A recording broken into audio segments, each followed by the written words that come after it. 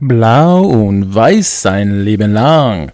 Hallo meine Leute. Willkommen zum einzigen Schalke Podcast auf English. That's right folks, officially the world's only English Schalke podcast. This is episode 122 of SchalkeMerica and I'm your host Richard Kharman. Joining me on the show as always is Jack Mangan. Jack, how are we doing this evening?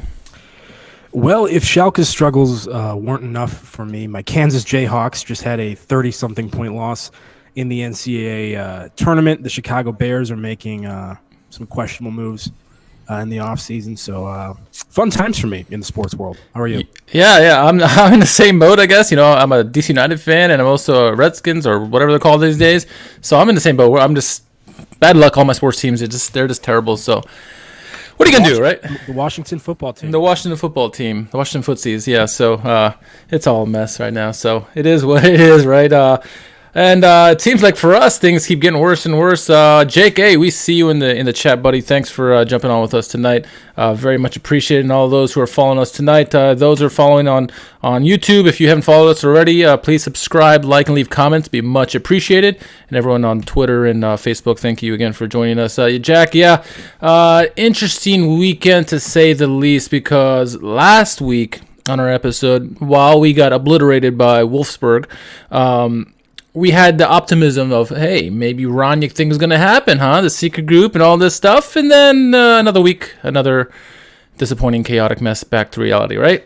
Well, we knew we were playing Gladbach, but there's some news that happened before it. I guess let's get to that after, because I think that's going to be the majority of the podcast. Let's get the game out of the way, right? We played Gladbach, as everyone knows, and the game did not end as we had hoped, like it ever does. It seems so. Yeah, 3-0. A difficult game that really could have been a lot worse than it was. 3-0 final scoreline there. First goal by Lars Stindl. We got another goal by Liner a little bit later on, and then an own goal by Renov. Late in the game, really, honestly, Jack, it could have been 3-4-0 in that first half. It was bad, and probably the worst performer on the pitch, at least in the first half, was a certain William. Yeah, Gladbach came into this game in pretty poor form. It was very much a stoppable force versus a movable object. What was it, 9 games winless for them? It wasn't a good run, but no. we did figure that Schalke would be just the medicine they needed to potentially right the ship and get back on track, and unfortunately that was the case. Yeah, you mentioned William. He's somebody that I've been critical of in recent weeks, particularly on the ball. When we're trying to build, we saw more of that in this game, and also some issues defensively. But yeah, like inside the first 10 minutes, we have an opportunity down the right-hand side with actually some nice one-touch passing, which we rarely see from this team. Ball falls to William. He has, I believe, Hoppy and maybe Kolasinac as well, both making runs in behind the defense, hits neither of them, and just plays this like weird like half cross type thing, giving away what I think probably would have been maybe our best opportunity of the game. That could have been a 2-on-1 against the keeper potentially if he had found either of our players there. And then the first goal, he gets burned defensively and then fares to clear a ball under minimal pressure. And that second chance opportunity allows Gladbach to get on the score sheet, and unfortunately William was hooked, I think, after like 20-something minutes, and Ochipka was brought in, and they switched some things around. But yeah, I'm not happy about it. Obviously, I mean it's got to be a bad moment for William to be removed after play just 20 minutes into the match, especially in the situation everyone's in. But it's just frustrating because it's kind of something you've been seeing. We've been talking about him, right, for a couple weeks now. And the same things that we've been saying need to get fixed aren't, and ultimately, Gramatsis takes him off. So, yeah, but once again, problems all over the place, man. I mean, the second goal, unmarked near post header, set pieces continue to be an issue for Schalke. And then, before the match started, I sent out a tweet, and I was kind of half joking, half serious, but I said, it's March Madness. There's a lot of other things to watch. Schalke has a short leash. If they show up and they stink up the joint, I might actually turn off the game for once, which is something I basically never do. And I said, the first own goal, and like I said, half a joke, but unfortunately, Freddie Runov with the own goal to make it 3-0. So, brutal all around. Defensive mistakes, goalkeeper mistakes, and rinse, wash, repeat, as always. As always. And I think, William gets special billing in this one because he was having such a bad first half, and that goal, the first goal that was scored, I mean, first he gets burned by Thuram. The ball could be out, could be not. It was questionable, but he blew by William, and then I think Renov makes a save, goes out to William. William, I don't know what the heck he does. Tries to clear it, gives it right back to Gladbach, who after it bounces off a Schalke player goes right to Lars Stindl, and he goes a great finish by him. 75-year-old Lars Stindl. So they get a goal right there, and I mean it wasn't shortly after that where they scored. They subbed out William, and I mean we had an opportunity. I think just after that, I think Hoppy came down on the left hand side. Actually, had a pretty good move and took a shot and missed, but I mean that was about the extent of. And we had some opportunities here and there, but. If that's was that the? It might have been before the goal, but he was down the left hand side, he went down to the goal line, came back, cut back in, had a nice move. So I wanted to talk about that actually. That's a perfect example. I mean, there's a lot of reasons why Schalke aren't scoring goals, but that is a perfect example of why we aren't doing it. Watch that replay. No one attempts to provide Hoppy with any support. He gets played through, and he is on his own. Yep. Suat Serdar ultimately gets into the box, kind of right in front of the keeper. He rarely is at anything more than a slow jog that entire transition. So I don't want to give him too much credit, but listen, I mean, people can be critical of Hoppy for not replicating, his Hoffenheim performance. I mean, not that he's going to replicate a hat trick all the time, but and some of that is that valid criticism, but you can't ask a striker to go out there in these kind of conditions and bang in goals, taking on 5 defenders at a time. It's just not going to happen for most people, even if you're, significantly more experienced and talented than maybe Matthew Hoppy is at this point in his career. It's not fair to him to judge him based on that. So, I don't really understand what we're doing anymore when we're out there. This is the 3rd or 4th game in a row where our expected goals return is 0.25 or less at the end of the match. It's been every Gramosis match, pretty much. Yeah, Gramosis. I don't understand it. And also the switch to the 3 center backs, the back 5 essentially, if you will. I might be about to flex, my tactical inexperience here, but I'm not convinced that's the right move for Schalke either, just because so often Mustafi in that back 3 as the central center back in that back 3 is getting bypassed in a switch by Malik Chow or Timo Becker. And so really, he's not contributing to the possession or the build-up at all. You're just taking away a midfield outlet that would help you potentially progress up the field. If that's extra defensive cover that we think we need, that's fine. But, I mean, the defensive side, we have to start getting some shots on goal and some good opportunities created. And I think at this point, we just need to kind of sell out and go all-out attack to whatever extent we can and just try to, get lucky, because this formula has continued not to work for a long time. Yeah, and my luck as a Schalke fan, I got this eyelash in my eye that's bothering me. It's typical Schalke all season long, right? That's the perfect symbolism right there. It's been difficult. Typically when you go with a back 5, it's supposed to be to cut down the opportunities for the the opposition, and we're not seeing that with us. It makes sense why we would do it. I can't remember which manager now. It's probably Baum who was doing it, and it was somewhat effective, but it's not effective whatsoever with Gramosi. So we need to try something else. I mean, they went to a back 4 once they took out William. Didn't really help much. Matters didn't know, because Gladbach continued to put on pressure throughout the match, and it was difficult for us, no doubt about it. I mean, Renov had some big saves as well, but I mean, it could have easily been a Bayern scoreline from the beginning of the season. They had that many opportunities, and for a team that had no confidence whatsoever, we may give them all the confidence in the world now. I'm at that point in the season where I don't even have any desire to attempt to talk about much from a tactical perspective. When you're watching the Gladbach game and you're seeing so many misplaced passes, when there's not a lot of pressure on the ball carrier, Hoppy had a just inexcusable miss out to Kolasinac early in the game wide, just didn't play the weight correctly. Hoppy made a great run in transition that Kerem Çalhanoğlu waited too long to play it through, and he was offside. That's on Çalhanoğlu, not on Hoppy, in my opinion, because Hoppy was making that run 3 seconds before Çalhanoğlu even got the ball. There's a long time for you to see that. Benito Raman, I mean, it's all over the place, but there's very simple passes that can be made, and they're just misplayed all the time. It's so weird that we're so sloppy in addition to all the other problems. We can't, it's almost like there's no point in talking about trying to do certain things tactically when the mechanisms that you're going to need to do those things aren't even there in the first place. When it comes to the fundamentals, And I feel like, at one point we were trying to do that, but it seemed like it was rinse, wash, repeat every game, because there's the same mistakes coming over and over again. It would just be a different person every time. Sometimes the same person, and it's pointless at that point, because you're just like, okay, we're beating a dead horse at this point. We know what the main issue is. It's a lot of things, right? It's not just one thing. Real quick, second goal, right? Okay. What do you need to say as a coach? Outside of looking at Kharman and Malik Chow, and I think it was Ochipka, the three players that were kind of around the near post, what do you need? There's no coaching that needs to happen there. You just need to say, hey, pick up the free runner that you can all see. It's not – what are you supposed to – I don't know. We need to work on our set piece. Yeah. I'm really running out of words at this point. I'm sorry. I'm being very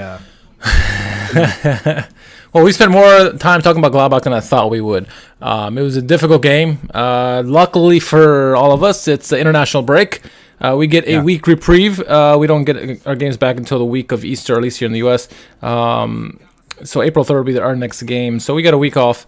So that's good. We need to recharge our batteries after all this. But I don't know if there'll be much time for relaxation, because the big news that broke, obviously, before the game that kind of changed our mojo, the one little bit of optimism we had coming into this week, was the news that Ralph Rangnick decided to decline Schalke. Said there was too many imponderables is the word that was going around this weekend. Too many unknowns and too many things that were going against him. He felt that it was best not to join the club, and lots of reactions came from that. We heard some words from Bukta and talk about how he felt surprised by all of this. We heard Uli Pazzo saying that, hey, the sun hasn't set yet. There's still a chance, but most people are saying if Rangnick says no, he's not gonna posture. He's a definite no. That's the timing of it. We talked about this before the show. It was odd because it happened just before the game, Jack. That was weird to me, and I think you said the same thing. I don't know what to make of that. Yeah, I'm kind of stuck between this place of just kind of wanting to accept this on face value, and then at the same time reading way too much into it behind the scenes. First of all, yeah, as you said, the timing was suspect. I am confused as to why that broke when it did. They couldn't have had a positive psychological effect on the players if they heard that going into that big match, and certainly the fan base was depressed going into the match to begin with, based on that news ultimately coming out. I did see some suggestions, that perhaps Rangnick was never really seriously considering the Schalke position and really only wanted to kind of bask in the sun for a bit. I've seen some suggestions that maybe he didn't want the position, but felt bad about not at least having a meeting based on, the petition from the fans and everything, and wanted to at least make that gesture. I've seen suggestions that say that he actually was legitimately interested in it and simply only came to fully understand the gravity of the situation once he had the meeting with Bukta. I've seen suggestions that say that he was interested in it, and perhaps, the supervisory board made the situation seem worse than it was to avoid him being interested, so they can kind of pursue whatever candidates they perhaps wanted to outside of him.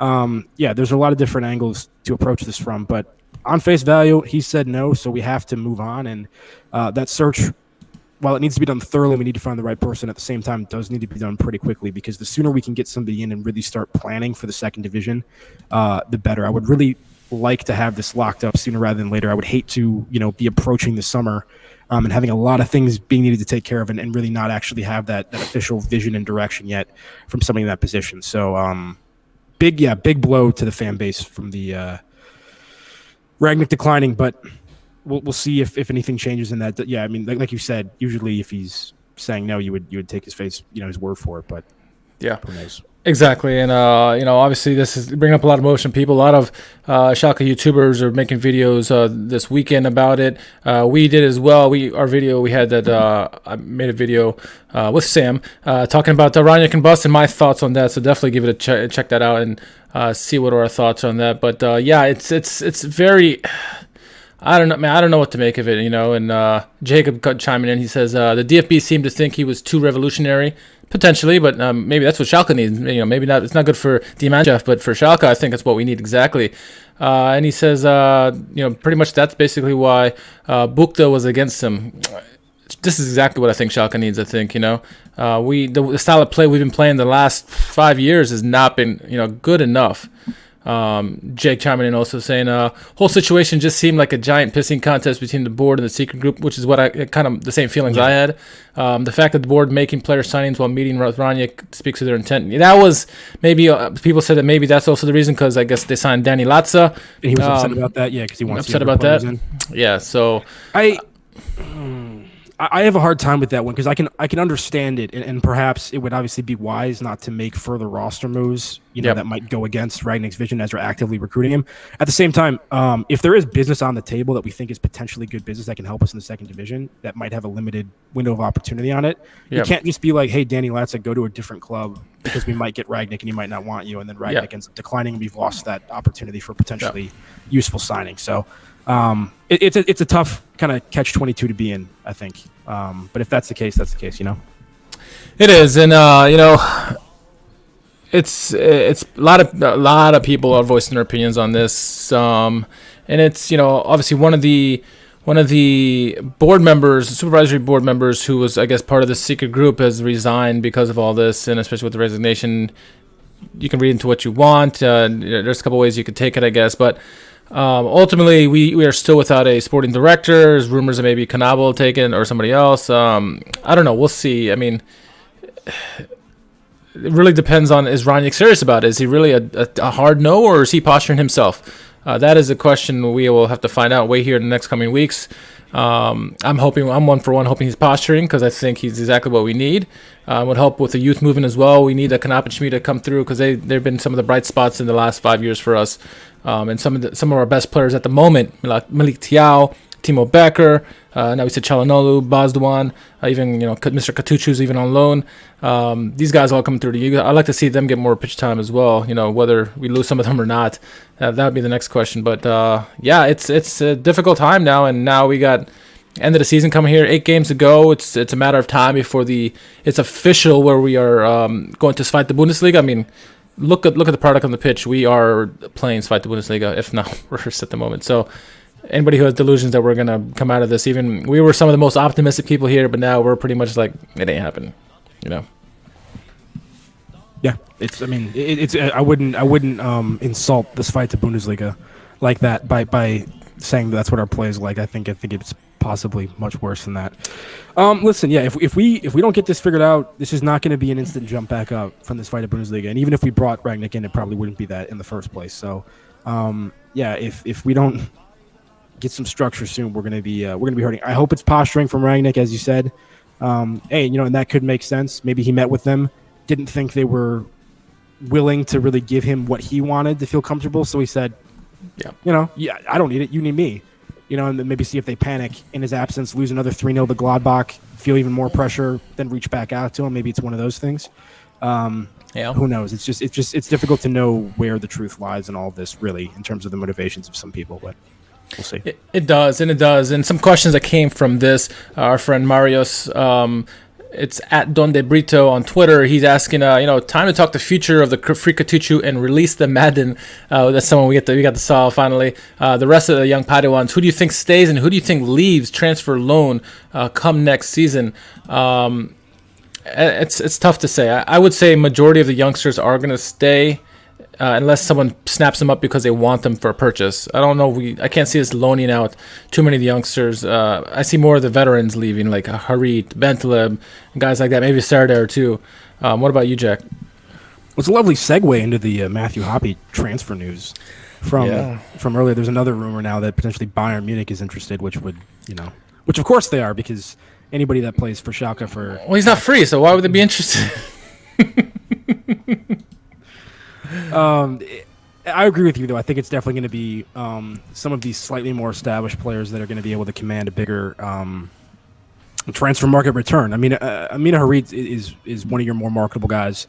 Disciplinary issues aside, concerns from that perspective, certainly most people would agree the highest ceiling of any footballer probably on Schalke's squad. Suat Serdar is somebody that I think would probably still be in demand.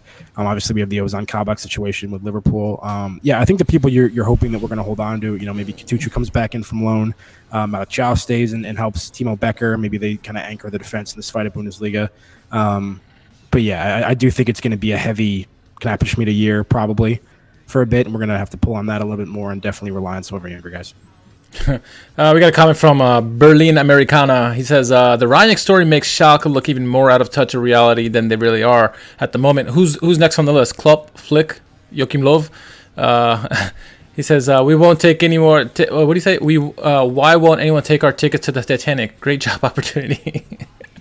Yeah, a lot of people have that feeling. So, yeah. I mean, Jake. We totally with you. I think it's fake news with Hoppy. Because they're saying something to be worth like they're looking at paying $10 million or 20 million euros to get Hoppy, and it's double more than anybody else. I mean, yes, there have been interest from other clubs, Ajax, Liverpool, Tottenham, and some other ones. But if that rumor was entirely a joke, and that shows you how, the basis in reality it has that I didn't question it as being out of the place from any other rumor, just because that's what happens with. It's true. Young kids break into the first team of Schalke. They play half a season of largely mediocre football, and then Bayern's like, we'll take him. Sold, often for free. So, yeah, it makes sense in a weird way, but yeah. No, it's lots of questions, Richard. Lots of imponderables, if you will. Lots of imponderables. Words that we all learned this weekend, right? Yeah, that was a fun translation. Was it? That was the one that we kept seeing. Was the imponderables translation? Yeah, exactly. At Coffeehead2 says, maybe Schalke need to take a chance on a young, hungry, up-and-coming sporting director candidate ready for a step-up instead of the likes of Schroeder, who have already failed in similar positions. While I agree with that sentiment, I can't think of who that would be. I know people were mentioning, I think the Mainz sporting director, or no, who was it? It was the Leverkusen assistant director who took a job or something, or Frankfurt or something. I don't know. I can't think of a guy off the top of my head who I think would be a great fit. I think Rangnick would be a perfect fit because we do kind of need a revolution in terms of our sporting side to really kick things started, because we have been in such a funk for the last several years. Anyone you know, Jack? I'm just drawing a blank when I try to think of this. It sounds like we're looking for the sporting director equivalent of Domenico Tedesco. Yeah, there you go. In that sense. Hey, maybe he wants to be sporting director. Maybe Tedesco time. Yeah. Maybe Tedesco time. I don't know. It's what you said. It's the Titanic joke, right? It's if you're trying to progress your career, it's a high reward situation possibly for Schalke if you're instrumental in turning this great club around, but probably doesn't bode well, because there's a lot of people that we thought were qualified coming in and are qualified in other areas of their career that have tried to ply their hand here, and it has not gone well for them, whether it's coaches, sporting directors, players, whoever. So it's hard to attract talent, man. Yeah, a lot of this stuff is, a lot of comments are coming from it. Going back onto YouTube. Some of the collective agreement is that there's something going on here that they can't put their head right on it. It just all seems to, I don't know what the heck the word is, man. Let me just read some of the comments. Go ahead. With the Rangnick situation, you mean? Yeah. That's what I'm saying. Is like there's so many different angles that you can approach from where all of them seem to some extent plausible. Yeah. It's difficult to really know where the truth is, but it very much could be the face value thing that we saw, which is that he's not interested, and that's it. But Yeah. No, for sure. And let me read some of the comments, particularly Jacob Jones, since he's on the chat right now. He wrote a comment, says, what an incredible punch in the gut this whole affair was. We're bringing in coaches who barely qualified to coach and fight the Bundesliga, and then he says the obnoxious, arrogant, power-hungry a-holes that the supervisory board find and reject a man who literally has been saying to the largest clubs in the world, begging for our services.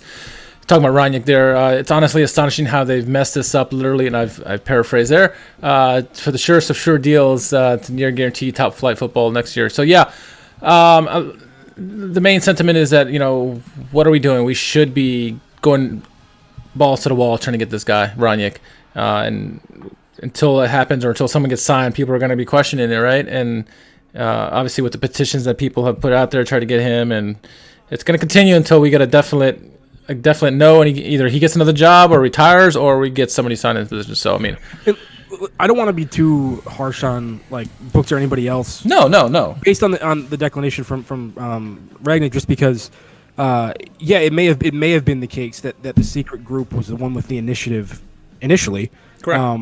trying to go out and make this thing happen. But certainly, yes, he took the meeting, right? And was surprised that he said no, and they had a follow-up scheduled for this week that he was hoping would potentially still come to fruition. So correct. If that's true, and he did have a good faith approach of Rangnick and tried to convince him, then, I mean, the idea that we're not actually going full out to try to sign him maybe isn't fair. But once again, it's difficult to know whether or not that's the case. So. Yeah, and we can all go on based on what we're reading. We're not there. We don't know what the supervisory. So you're right. Supervisory board could have their the best intentions and are trying to actually entertain some of the people that are brought to their attention from other people, including the secret group. So yeah, no, it's very possible. And so hey, look, we're gearing up for despite the Bundesliga, because it's a certainty at this point. And you should. Well, I'm gonna give a good opportunity now to plug the Fight the Bundesliga podcast. Our friends Matt and Ava, definitely check them out. They know their stuff. Definitely start listening to them so you can get a head start on next year. We're gonna have them on our show in the near future. Ava is an Armenia fan, and we're gonna get her on here hopefully for that after that match. And then Matthew Karagic, it's a Schalke fan as well. Hopefully we get him on as well and maybe have the crossover podcast here in the near future. So yeah, we're looking forward to that. Definitely give them a follow, Jack. But yeah, it seems like we're going to be there, and it looks like Nuremberg's doing better this year. So we may see our friends next year because they've gotten some wins lately. So they're not so much in the relegation zone again as they were earlier. The silver lining to end all silver linings. There you go. Back with our friends, right? If it's not in the Bundesliga, it's in the Zweite Bundesliga. So, oh man, I don't know. No, surprisingly, that was the only bit of news this week. Was that other than the Hoppy rumors, was the whole Rangnick thing. Once that Rangnick punch in the gut happened just before the Gladbach match, that's pretty much all the news been, which is a quiet week for us, I guess I would say.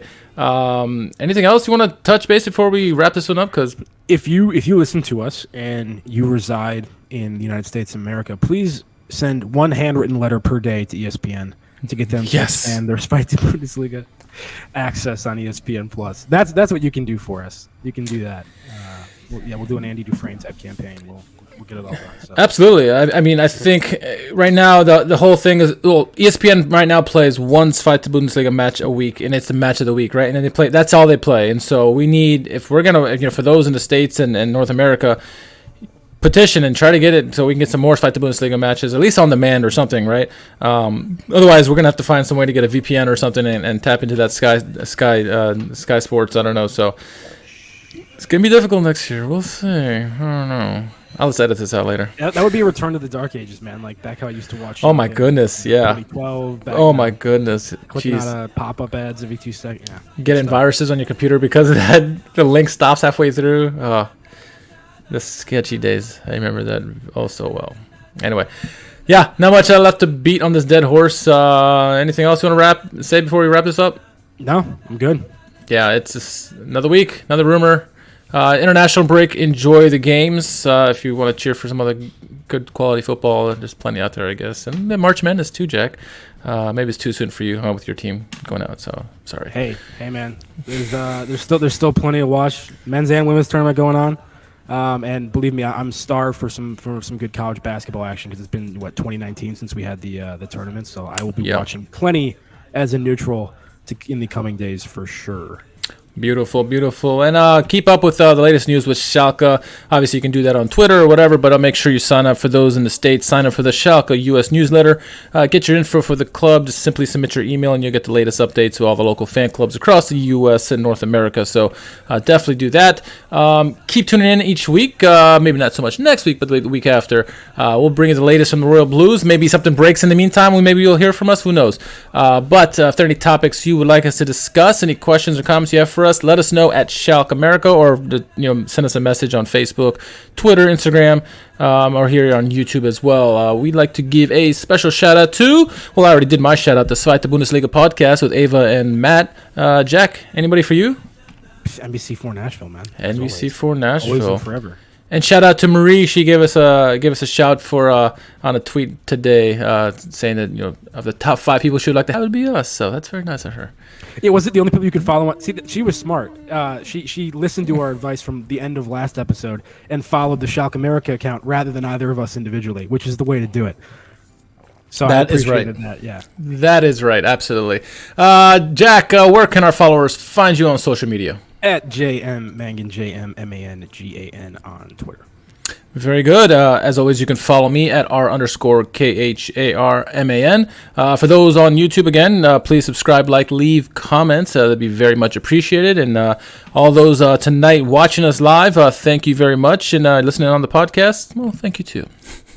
Until the next podcast comes, my friends, stay ready, and we'll be with you soon. Tschüss.